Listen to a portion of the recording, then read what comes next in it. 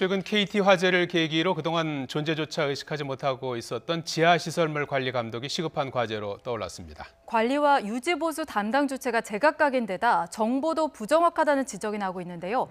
문제는 비용입니다. 박광열 기자가 취재했습니다. 지난 2000년 여의도 공동구 화재.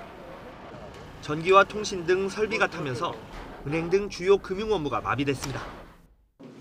18년이 지난 지금은 어떨까? 벽을 따라 나란히 설치된 통신용 케이블과 상수도관, 곳곳에 화재 방제 설비가 눈에 띕니다. 여기 흰색 선이 자동 화재 감지기인데요. 열을 감지하면 인근 소방서와 공동구 상황실에 불이 난 정확한 위치까지 바로 전달하게 됩니다. 스프링클러는 즉시 수막을 만들어 불이 다른 구획으로 번지는 걸 막습니다. 화재 위험이 큰 전기 설비에는 자동 소화 시설까지 마련됐습니다.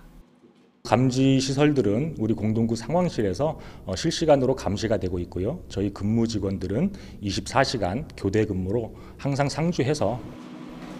완벽해 보이지만 문제는 있습니다. 공동구 자체는 지자체가, 하지만 내부 전선은 한국전력, 통신선은 과기부, 상수도는 수자원공사와 환경부가 관리합니다. 집은 줬지만 가전제품을 관리할 권한은 주어지지 않은 셈입니다. 그러다 보니 문제도 발생합니다. 실제 감사원 조사 결과를 보면 공동구 전선 중 40%가량이 불이 잘 붙는 비난연성 케이블입니다. 발라놓은 연소방지 도료의 98%도 10년이 넘어 제 기능을 장담할 수 없는데도 지자체가 할 수 있는 일은 없습니다.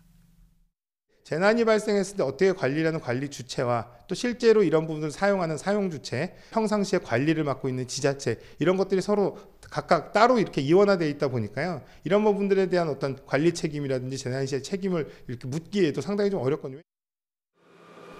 특히 이번 KT 화재처럼 개별업체가 관리하는 단독구는 지하에 거미줄처럼 엮여 현황 파악도 어렵습니다.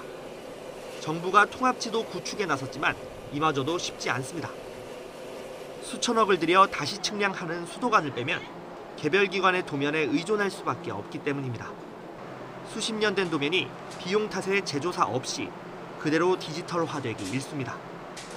실제 지난 2014년 감사에서는 정확도 문제가 지적됐고 지난해 2월에는 국토부 담당자가 부정확한 데이터 반영으로 징계를 받았습니다. 1조, 2조 정도 제가 조 단위로 줄거든요. 유관기관에서 이제 그 자발적으로 그런 사항들을 좀 정확히 구축을 해서 주면 좋은데 이게 좀 현실적으로 어렵기 때문에 기술적인 문제도 있고. 전기와 통신, 가스는 민간 사업자 영역이면서 공공재의 성격도 가집니다. 지하시설물 현황을 통합하고 관리와 유지보수, 재난 대응 체계를 일원화할 필요성이 제기되는 이유입니다. YTN 박광열입니다.